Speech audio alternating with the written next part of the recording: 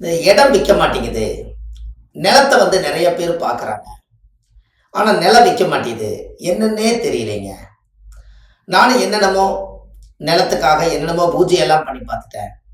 எனக்கு நிலம் விற்க மாட்டேங்குதுன்னு நிறைய பேர் ஜாதகம் பார்க்க வரும்போது, இந்த பூமி வித்துச்சுன்னா பிள்ளை கல்யாணம் பண்ணிடுவனுங்க, பையனை படிக்க வச்சிருவேன், ஒரு வீடு கட்டிக்குவேன், பாட்டம் போட்டு சம்பாரிச்ச சொத்து, பூர்வீக சொத்து, என்ன சாபமோ பாவமோ தெரியல.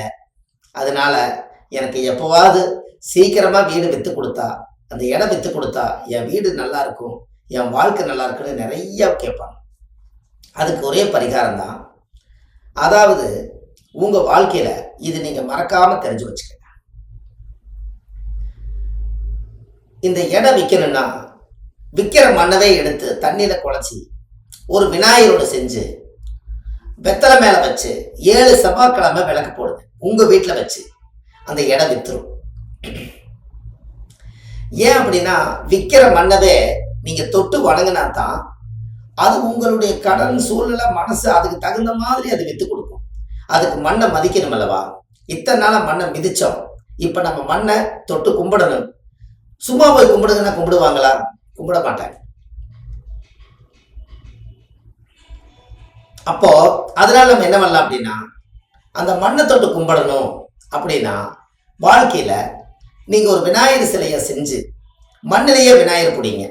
மண்ணிலேயே விநாயகர் பிடிச்சு நீங்க அதுக்கு ஒரு வெத்தலை மேல வச்சுதான் அந்த சாமி நீங்க கும்பிடணும். வினையை தீர்க்கக்கூடியவரும், கடனை தீர்க்கக்கூடியவரும், நம்மளுடைய குடும்பத்துல பிரச்சனை தீர்க்கக்கூடியவரும் முதல் கணபதி விநாயகர் தான். இதுல மண் விநாயகருக்கு மட்டும்தான் ஆதி காலத்து பரிகாரம். இதை நீங்க செஞ்சு பாருங்க, உங்க வாழ்க்கை ரொம்ப பிரமாதமா இருக்கும். செம்மண்ணு எம்மண்ணுக்கு தோஷம் இல்லையா?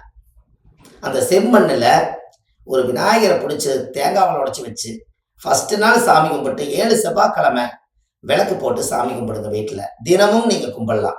இடம் விற்கணும், நல்லவங்க வாங்கணும், அந்த காசு நல்லதுக்கு பயன்படணும்னு நீங்க பிரார்த்தனை பண்ணி விளக்கேத்துங்க.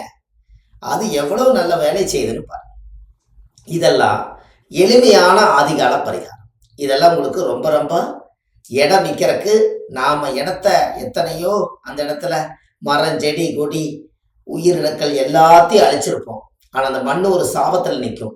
அது என்ன சாபனே தெரியாது. அப்ப என்னைக்கு நீங்க அதை தொட்டு வணங்குறீங்களோ அன்னைக்கு உங்களுடைய கஷ்ட சூழ்நிலையை அறிஞ்சு தெரிஞ்சு புரிஞ்சு அந்த மண்ணு உங்களுக்கு சாதகமா பயன்படும்.